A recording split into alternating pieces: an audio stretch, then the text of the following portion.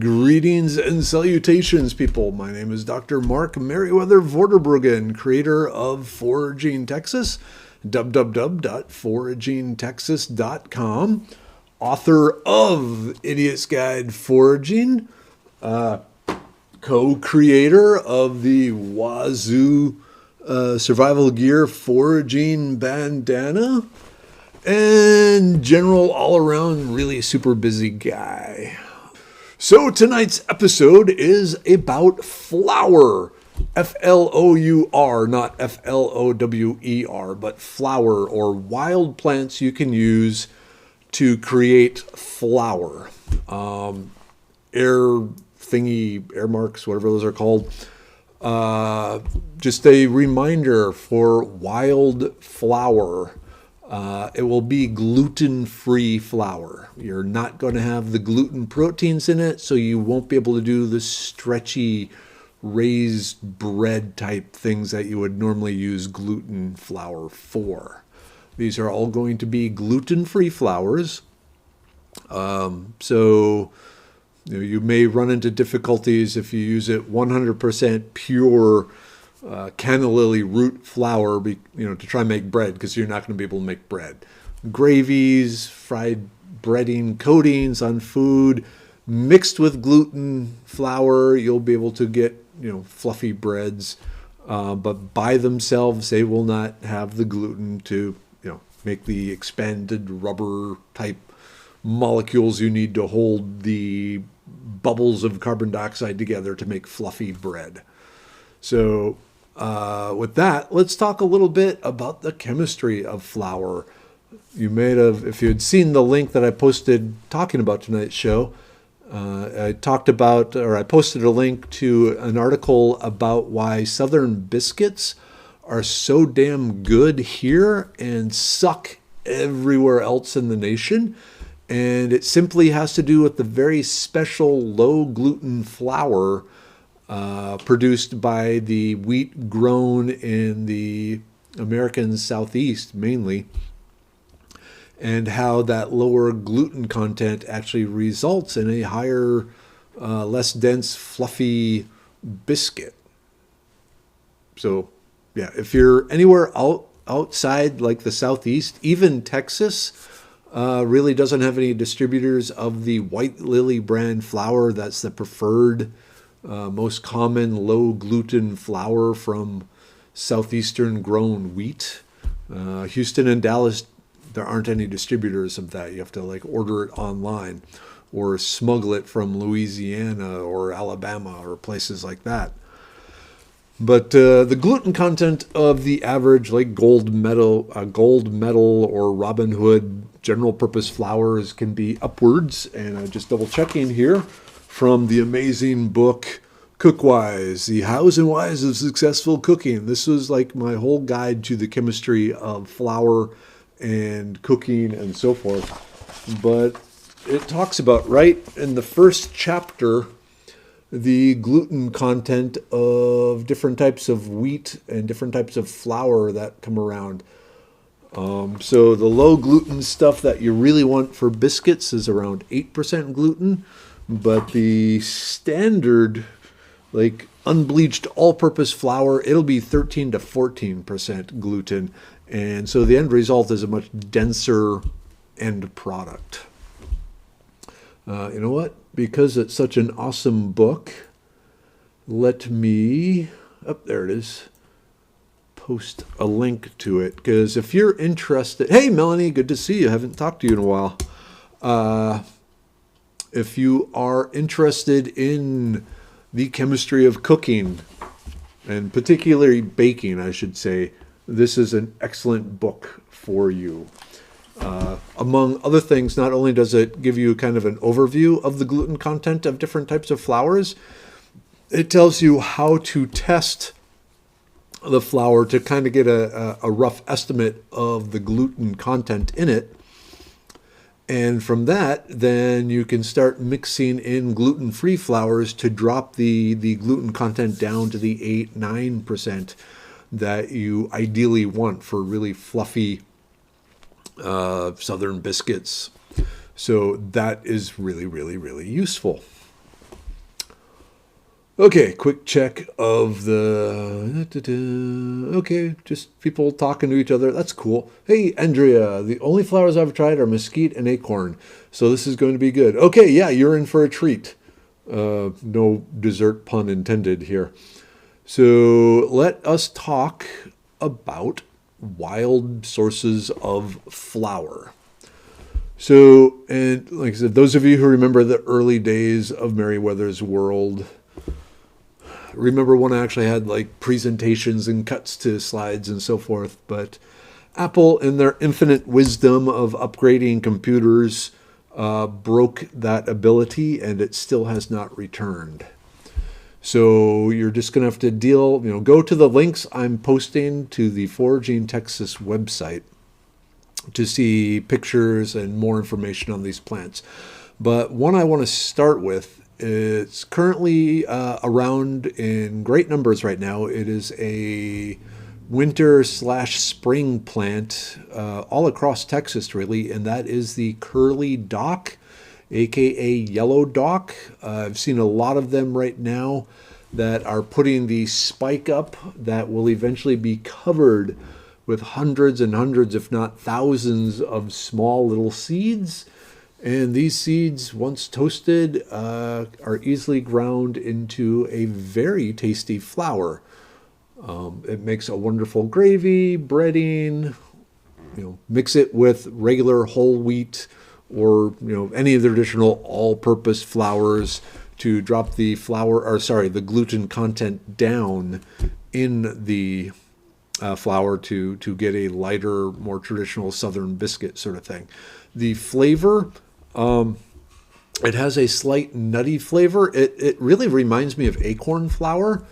The closest you all might know if you've ever ground your own winter hard red wheat. It tastes kind of like really, really freshly ground red hard wheat berries. So really a nutty, I won't go as far as to say peanut type flavor, but definitely a nutty sort of flavor. Maybe a slight cross with poppy seeds, but kind of in that realm. A little hint of bitterness, but I personally find that improves the overall flavor, especially after cooking with it. So you find the curled dock mostly in open fields around Texas. Very distinctive plant. When the seeds are ready to be harvested, this plant, and you can see pictures over on the Foraging Texas website, but this plant has stalks that reach up approximately 3 feet tall, 3 feet high. There'll be a dark reddish brown rust color. The leaves, the stem, the seeds, all that. And it's very easy just to strip the seeds off the stalk.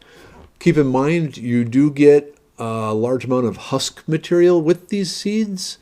So the easiest way I've found to remove the husk from the seeds, which you want to do, because otherwise you get an awful lot of fiber, which can have some digestive issues.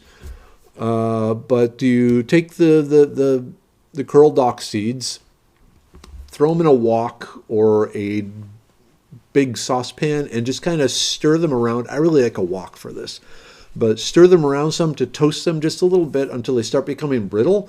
And then take it off the heat, let it cool, put them in a bowl, go outside on a slight windy day and just start rubbing the seeds and, pull them out of the bowl, rub the seeds between your hands.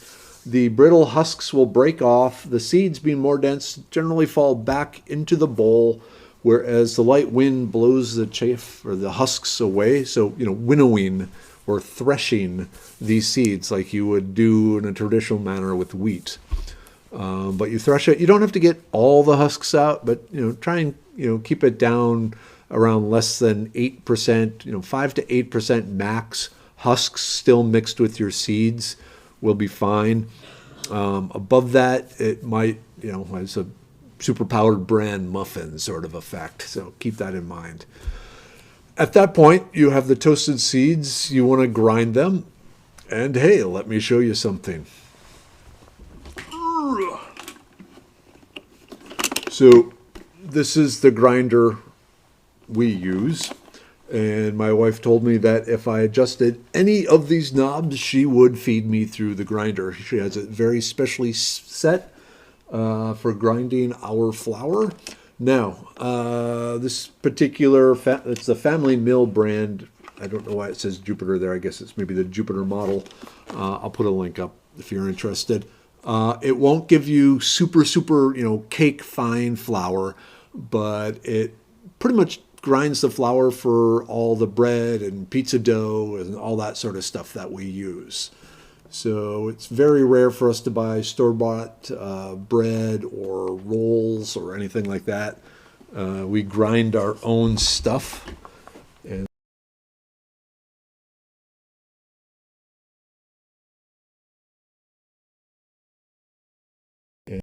okay, this particular model, you buy this separate from the motor.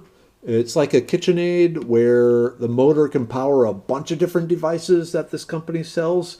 You can buy this originally with just a hand crank, which I'm terrified I'm going to drop this and break it, and I will be dead, absolutely dead. But the this is the grain mill that we use. And like I said, the milling part is sold separate from the electric motor part. The milling part, if you buy it by itself, it actually comes with a hand crank, and you just can pop it off that and plug it directly into the electric motor. Online, there's all sorts of hacked devices where people will attach power drills and things like that to the grinding wheel type thing. Hey, Ed Bozar is here. Joe Gelman is here. Hey, Joe, good to hear you're getting back to outdoor riding, man. It's about time. Lots of people. Cool. Yeah. So, yeah, respect the settings. I have learned that when I see a knob or dial that Mrs. Weather has set to a specific place, I am taking my life in my own hands if I so much as look with a questioning look at the dial or kind of reach out to it. It took a while to train me not to turn knobs that I didn't know what they did, because I'm curious. But yeah, she has it very specifically set for the types of mixtures that we send through it. So there's that. Side note, as we talk about some of these things, and I don't have it right here because we've been making food. A lot of times as I collect the seeds from different plants that I'll be talking about tonight, I just throw them all in a jar, mixed all together, the amaranth and and lamb's quarter and things like that. And just once I get enough to grind into flour, it magically disappears and is returned as flour. So probably the grinder here has something to do with that magic. Okay, so curled dock, great source of flour, but again, like I said at the beginning, none of these wildflowers we'll be discussing tonight have gluten in them. So if you're looking for gluten-free wildflowers, you came to the right place. Okay, next up, a really good one. And I'm going to put these two pretty much together. I'll do them individually, I guess. Excuse me. Amaranth. So Texas, well, really all of North America, there's a bunch of different types of amaranths out there. From little tiny ones that creep along the ground to really big, like 6-foot tall Palmer amaranths that are invading farmers' fields. Almost forgot. With the curled dock, if you are driving down the road and you see some farmer's field with these things in there, go ahead and knock on the door and ask if you can harvest them. And I'm pretty sure the farmer or rancher will say yes, because most livestock, for some reason, don't eat it. That's why it grows, up as big as it does. So a lot of farmers and stuff and ranchers are very happy to let you weed their fields for them because they don't have the time to do it. Same thing with the amaranth. You'll find these all over the place. Like I said, the big Palmer amaranths will be invading farmers' fields. The smaller ones will be in, flower beds and gardens and disturbed areas, and basically anywhere humans hang out. There seems to be a thing between humans and amaranths. Hey, I'm getting my energy back. If you are feeling tired, it's because I am sucking energy from all of you, and I thank you for that energy you're giving me. So yeah, the amaranth seeds, they're small. They're itty bitty bitty tiny seeds, but the individual plants produce a lot of them, and usually there are a lot of amaranth around. So this is one that you want to start looking for. Not now, not this time of year in Texas. It's more of a midsummer type plant. That might be just starting little tiny seedlings. Little baby plants might be showing up now. But it's more of a warm weather plant. But really, the disturbed areas, there's multiple versions of this. And all the seeds, you just shake the seed heads, put a bag or something and shake it in there. And tons of tiny little seeds will fall from the seed heads. You don't need to winnow it. The seeds are ready to go. You can toast it if you want, just to make it a little more brittle before grinding. I find that helps a little. Some amaranth seeds have a fairly high oil content, which can cause problems when you're grinding. If the particular amaranth seeds are too high in oil, it turns into more of a sticky mass rather than a powder. So that's one of the things with the amaranths. It's really good to mix it with some other seeds just to kind of avoid any problems if you happen to came across one of the more oily versions of amaranths. Also along those lines with amaranths, that oil, like most seed oils, most plant oils, it can go rancid fairly quickly once it's exposed to oxygen. So amaranth seeds are one that really you want to store whole. After you harvest it, store it whole in like a vacuum sealed bag. I should put up a vacuum sealer. Vacuum sealed, package to keep the oxygen out. Keep it in your refrigerator or your freezer until you're actually ready to use it. Or at the very least, put it in the jar. Keep the jar tightly sealed and in the refrigerator or something like that, because you just want to minimize the oxygen getting to the broken seeds. While the seeds are intact, they're pretty good at keeping the oils out. It's just when they start getting cracked or broken and ground into flour, that's when you really have to use it quickly. Ooh, which amaranth tastes bad? I like, Kevin, I like the spiny amaranth, but they all kind of taste more or less the same. But, being the tough Viking sort of dude I am, I like eating spiny, spiky plants. Yes. Okay. Yeah, so when the doc played out the amaranth, there might be a gap of a number of weeks. It might be like a 3-week gap, 4-week gap between the curly doc and the amaranth. But you might get lucky.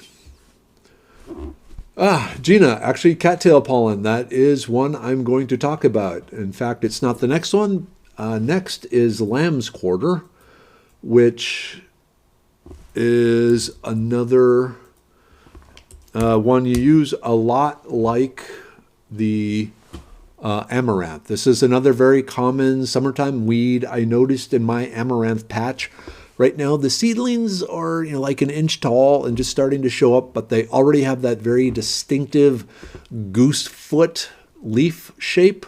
Some of you might know the lamb's quarter as goose foot, but go to the link I posted. Did I post the link? Oops. Sometimes there's a delay here, so I don't know if I've actually successfully posted the link or not. So just to be on the safe side, let me post it again. Yeah, okay, that time it worked. So yeah, the lamb's quarter, this is another common weed found in disturbed areas. The leaves really have the kind of the shape of a goose's foot, with the webbing, kind of a diamond shape with the webbing between the toes. One of the distinctive characteristics, and you'll see this when you go on to the Foraging Texas website to look up the lamb's quarter, it has a very distinctive orange stain between the stem and branches coming off it. I tell people, look for kind of the red, purple, did I say orange? I meant kind of purple, red armpit rot that grows in the elbows of the lamb's quarter. And that's a very distinctive sign of the lamb's quarter. Kevin, dock versus amaranth versus lamb's quarter. By far, dock, mainly because it's easy to harvest, just a plethora of it. And being a lazy guy with not a whole lot of time, just ease of harvesting, even including the winnowing, it's easy to get a huge pile of the dock seeds. It takes a while to get the amaranth and the lamb's quarter. So there's that. Hey, Jacqueline. So the lamb's quarter seeds, again, use them like the amaranth seeds. They're going to be tiny, itty bitty, tiny, slightly bigger than poppy seeds. But again, the lamb's quarter are extremely prolific. One thing I like to do is once I see the seeds are starting to form, I'll just cut the whole plant off and shake it in some sort of big bag, depending on the size. I'll have a brown paper bag or a larger plastic bag, and shake it, and tons of seeds will pour out. And on a good plant, you might get a quarter cup of seeds from a full-sized, 3.5 foot tall lamb's quarter. So that's good. I mean, quarter cup, that's flour. So especially if you're using it to dilute traditional standard all-purpose white flour, to reduce the gluten content of it. So lamb's quarter, again, toast it. I like toasting it. It doesn't have the high oil content that the amaranth does, but it has a little bit. And the main reason I like toasting things is I personally find the flavor more appealing to me. It brings out kind of the roasted, almondy, nutty sort of flavor going on that I like. But also it makes the seeds a little more brittle, and so the grinding process goes a bit quicker. So lamb's quarter, a good source of wild seeds. This again is a mid-summertime plant. One of the nice things about lamb's quarter is it really starts showing up right at the end of the amaranths. So you got like your curled dock and your amaranth, and then your lamb's quarter. And by the time you've collected the lamb's quarter, you have a ton of curled dock and hopefully a whole bunch of amaranth, and you just throw the lamb's quarter in there and you grind it all up into a wonderful mixed flour. Hey Sam, hey Mike. Melanie, you're already leaving? Okay, hey Melanie, check out the D&D with tea thing that I posted to you.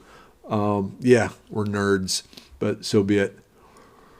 Okay, so lamb's quarter. Next up is a really interesting one, and one I'm kind of a fan of in particular, and that is cattails.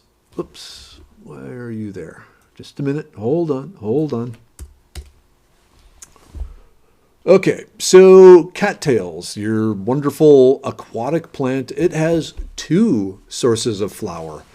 The one in the spring is the pollen from the lamb's quarter.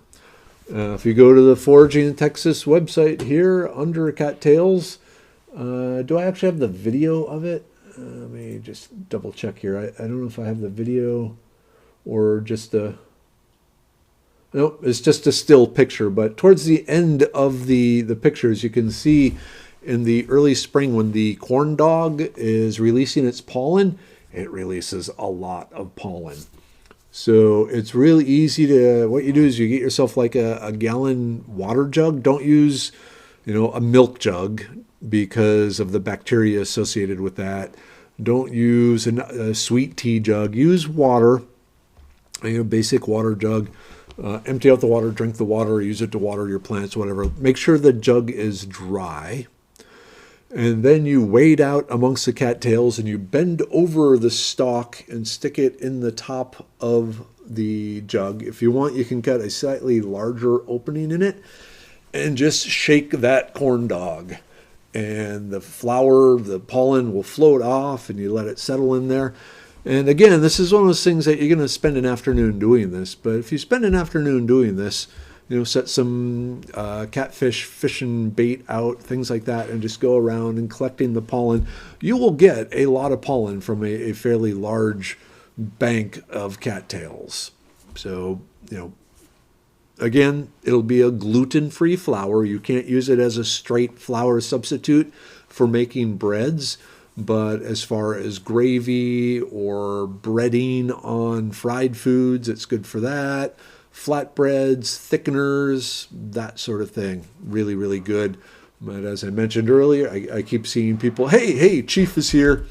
Hey, Chief of the Medicine Man tribe. So all these wildflowers, like I mentioned, are gluten-free. So you can't make the raised breads out of them. But if you are looking for gluten-free flour, these are all good sources. So the cattail pollen, early spring. It's a little early yet, but start checking. Basically, once you see, so the corn dog normally has a sheath around it. As that sheath starts to peel back, the sheath kind of is like the husk on corn. Once that's starting to peel open, the cattail flowers are very close to producing the flower. So just start going out and shaking and seeing what you get. And if they're producing pollen, you're good to go because you're going to get a lot of pollen. So that's one source of flower from the cattails. The other is for the root, or from the root of the cattail. It's called the rhizome. A rhizome is a special type of root that runs from one aerial part, so you got the stuff sticking out of the water, and you got this root running over, to this other part sticking out of the water. So it's a thick root that connects different plants coming out of the ground, out of the water. A good rhizome will be about as thick as my thumb. Sometimes it'll be a little thinner, like the thickness of my finger. Doesn't matter, because once you pull that up, if you like split it open, you will notice it looks like the rhizome is filled with a white cotton, fluffy white cotton. So you're going, okay, I got cotton. Where is the flower? Well, the flower is actually little granules of starch attached to that fibrous tissue in the rhizome.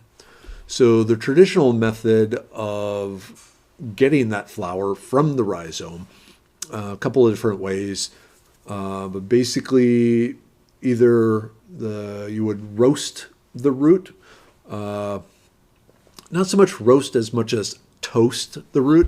What I do is I'll just throw the roots on a grill and just char the outer side. So just cook it until it's black, flip it over, cook it until it's black, and then peel it open and just let it sit somewhere dry. At that point, you can even dehydrate it some. But you want to drive off the moisture from the inside. This will cause the small thin fibers to shrink down even more, and the granules of starch will start to become loosely attached to the fiber. The next step is a little more work, because then you get yourself a big bowl and you start taking these dried cattail roots and you start just rubbing them in the water, in this bowl of water. and you are physically trying to rub the little particles of starch off the fiber, what happens is the fibers float on top of the water, the starch sinks down to the bottom. After you've rubbed all the starch off all the cattail roots, you very carefully, you let everything settle, you let all the flowers settle down to the bottom of the bowl, you let the fibers float to the top, scoop out what fibers you can, and then very carefully decant off the water. And what you have now is a big block of paste, flour water paste. It then would be dried by the fire to turn into a block, and then this block would then be reground into flour. So kind of a slow process, but if you're after wild flowers, I will tell you, of the different wild flowers, personally, I think the cattail flower tastes the best, because after that toasting step, to me, it tastes like graham crackers. And I love graham crackers. My comfort food when I'm feeling down, when I'm feeling blue, is simply a package of graham crackers and milk. You give me graham crackers and milk, and I become just a happy, content dude. And the cattail rhizome flower to me tastes like graham crackers. So, that's good. My normal way of accessing the starch, the flour from the cattail roots, is actually after roasting it, just sucking on the inner fibrous root rather than going through the whole separation stage. So there's that. Okay, there's some questions. First, first live show. Good, man. I guess the kids are all doing well. Cami, having a nutty flavor does not affect those with a nut allergy, correct? That is a very, very good question. I would say if you are not affected by traditional wheat, like the red winter wheat, the nutty flavor of the amaranth and the curled dock and so forth probably isn't going to cause an allergic reaction with you, or someone that's allergic to nuts like peanuts and cashews and walnuts and things of that nature. That being said, every person is different, and if your throat suddenly starts to close up, hopefully you have an EpiPen around. I would say test with a small amount, maybe do a scratch test with some of the flour just to see if you get any sort of reaction, just to be on the safe side. Anna, do you grind the cattail pollen? No. That's one of the nice things about the cattail pollen flour is it is already so fine that it does not require any grinding. It is ready to go as is, especially mixing it like 50-50 with traditional regular flour gives a really good mixture of gluten-free and glutened flour for nice, light, fluffy type things. Kevin, watch for moccasins, water moccasins, and of course also alligators. Okay, Gina, let's say you have a small pond, 50 or so cattails. Can you harvest all of it, or would you leave about 10% unshaken?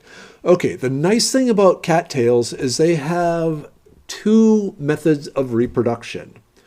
One, they have the sexual reproduction using the pollen and flowers and producing the fluff that then floats away. But they also are constantly putting out new rhizomes and putting up new stalks. So taking the flower is not going to slow down the spread of the cattails across your pond. However, the overall genetic diversity of your stand of cattails could be somewhat limited, because really they're all just going to be clones of one another if they're all growing off rhizomes. So really what you want to do is every other year or every third year limit how much your pollen you're taking. Year one, take as much pollen as you can get. Year two, maybe take 80% of the pollen. Year three, just kind of let it chill. Maybe take 20% of the pollen, and so you can get some new genetic jumbling going on, and then go back to, maybe 50% from there on.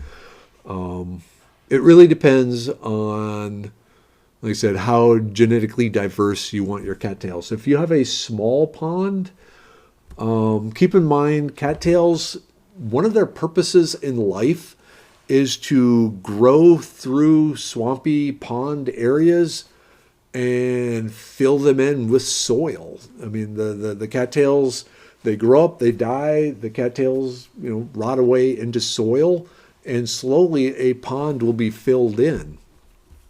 So one of the ways of keeping that from occurring as rapidly, because most people like their pond, they don't want to completely overrun with cattails, is harvesting the way I talked about. So it boils down to, do you want the pond filled in rapidly, or do you want the pond left as a source of water for things? So kind of meandered there. So let's see. Mike Olson, what type of flavor does it have? Quick thing. When y'all are asking questions, remember, I don't necessarily know when you use a pronoun like the word it, which plant you're talking about. So always name the plant.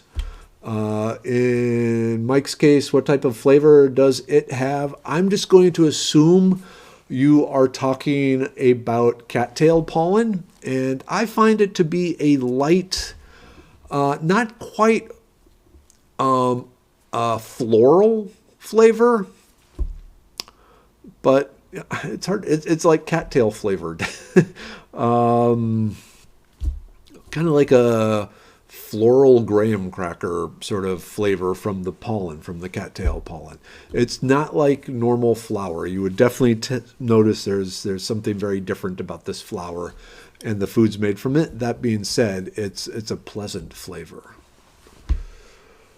Oh yeah, the lip test to see if you get any sort of irritation. But yeah. Hey Chris. Okay. Okay, Trish, are you talking about the fluffy stuff that comes off cattails? Not the brown fluffy stuff. Not the stuff that starts appearing in late summer, fall. We're talking about the yellow stuff that looks like smoke when you shake a cattail corn dog in the spring. If you go to the Foraging Texas link that I posted for cattails, you'll scroll down. You will see a picture of this pollen just coming off like a smoke bomb off the cattail. That's what you're after. Not the brown fluffy stuff, the yellow smoky stuff. Okay. Next up. So rhizomes, toast them a bit. I find that improves the flavor. Then let them air dry or dehydrate them or pop them in an oven for a bit to dry out the cottony cellulosic fibers to make them shrink away and start to detach from the starch grains, and then rub the starch grains off in a bowl of water. Fibers float, starch sinks, take off the fibers, dry the paste into a block, and then grind the block to get the flour. Okay, what time? Wow, holy moly! We've already been talking for 45 minutes here. Quick scan through. It looks like I'm on top of the questions. Okay, next is another favorite of mine, the Canna Lily. Did it show up here? Okay, good. And if you're coming from the Foraging Texas Facebook link, or you saw the post today, the weird tuberous things on the, associated with the picture for the announcement for today's show, those are Canna Lily tubers. There are two species of Canna Lilies. My understanding from looking at the history of them, one originally originated up in the Pacific Northwest part of North America, and the other was down from the Andes down in the Peruvian area of South America. In both cases, these tubers are loaded with starch. Starch is calories, calories is life. They were a staple food crop of the native cultures in these areas. They became a trade good and ended up really spreading across North America.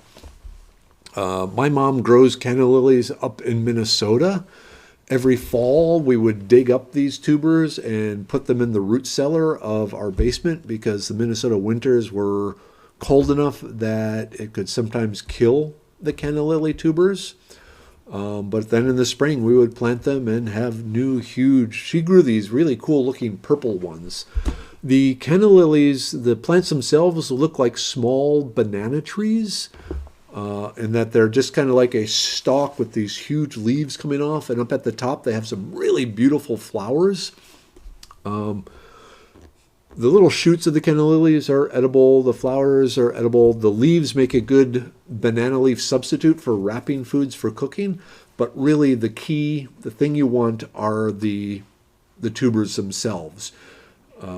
Pound for pound, they have as much, if not more, starch than potatoes.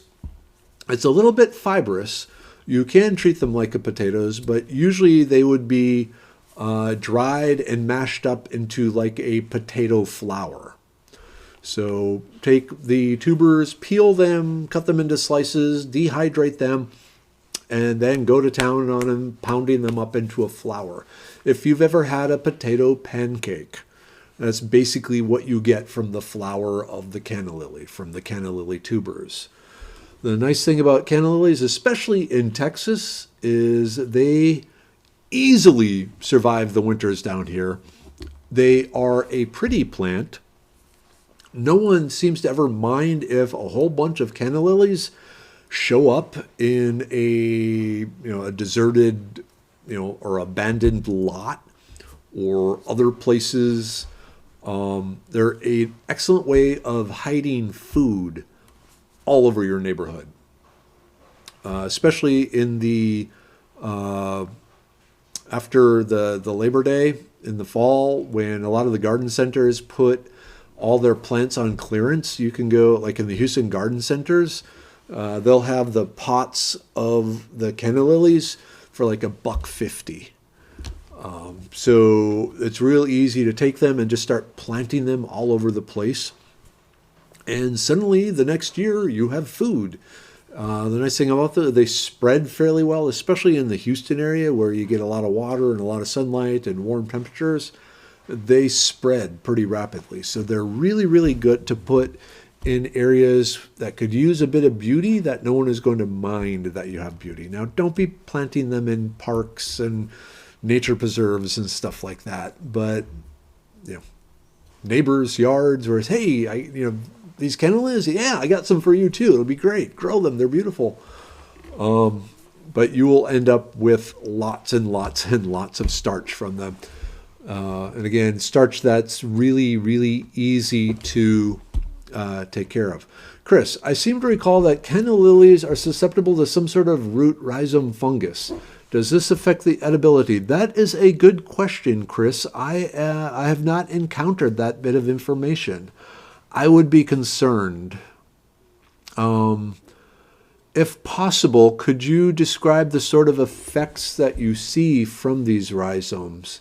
Because at least the ones I have growing in my yard for almost 20 years, probably 20 years now, I have not encountered those or any sort of anything that looks like any sort of noticeable fungal infection.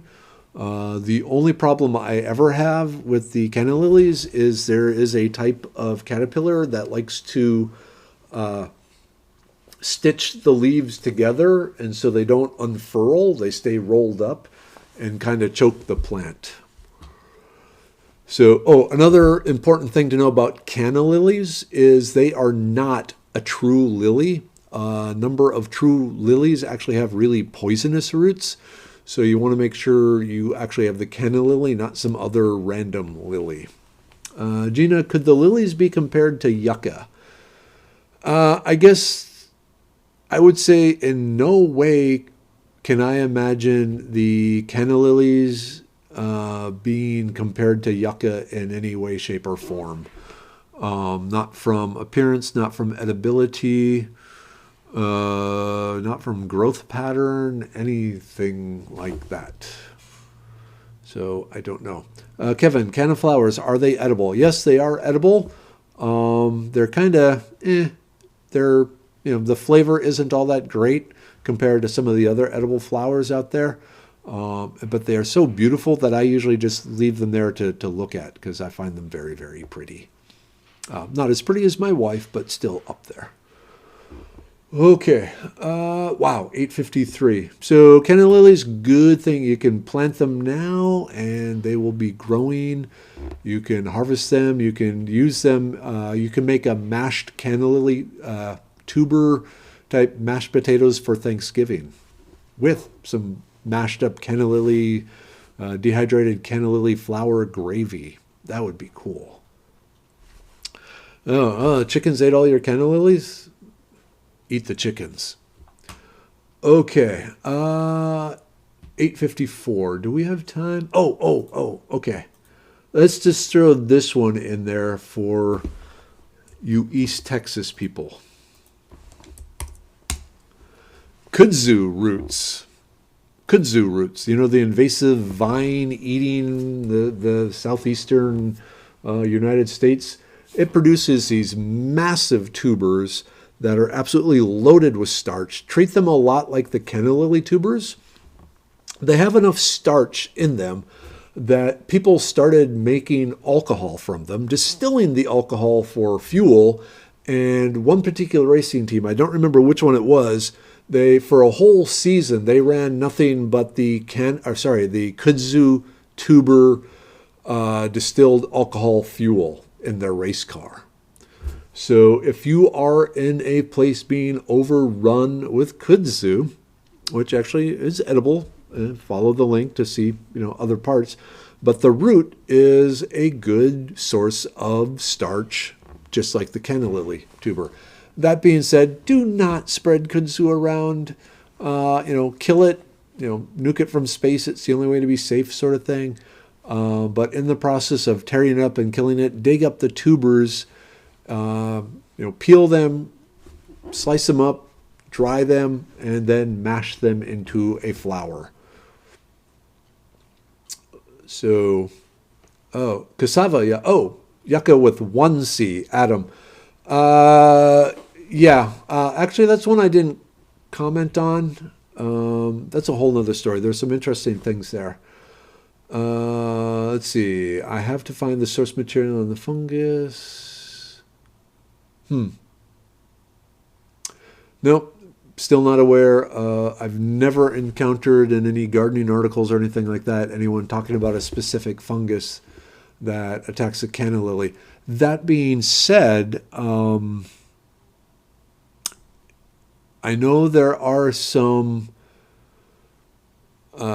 infections attacking bananas, and there might be something there that attacks the Canna Lily tubers. Yeah, Anna, I didn't even get to acorns. That was on my list. And, pine and elm and maple cambium, things like that. So, yeah, kudzu shine. That's as southern as you get right there. Okay, wow, 8:56. So we didn't get through all the ones I wanted to talk about. We'll just, come back to this topic at a later date. A couple of things I wanted to announce. First, next week, assuming next week is February 20th. Today is the 13th. Tomorrow is Valentine's Day. So next Thursday will be the 20th. I will be happy to announce the return of Professor Brandon Laurie. And we, in honor of the Corona apocalypse thing going on, we are going to do boring prep gear, stuff that is not exciting in the world of survivalism and preparing for the end of the world, but it's stuff that you really should think incorporating into your preparations that's going to increase your survival. So come back next Thursday when, like I said, Professor Laurie and I will be sharing with you accumulated wisdom of the unglamorous side of prepping gear. What else is going on? Oh. So words of wisdom. It's been a while since I've had words of wisdom, but I've been doing a lot of thinking about things and about life and thinking and talking to people.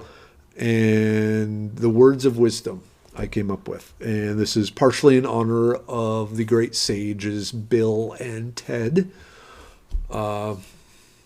Seek excellence in service of others. So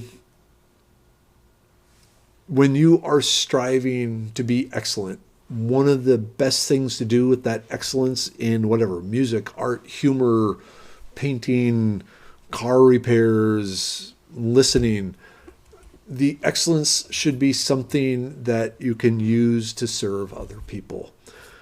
So by doing that, you make the world a better place.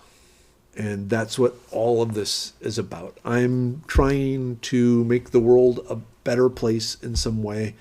And hopefully you all are doing the same thing. I'm a little more vocal about the way I'm doing it. But truly, hopefully all of you are striving for excellence in something that you can then use to serve other people. And that's how we'll get through all the craziness of the world.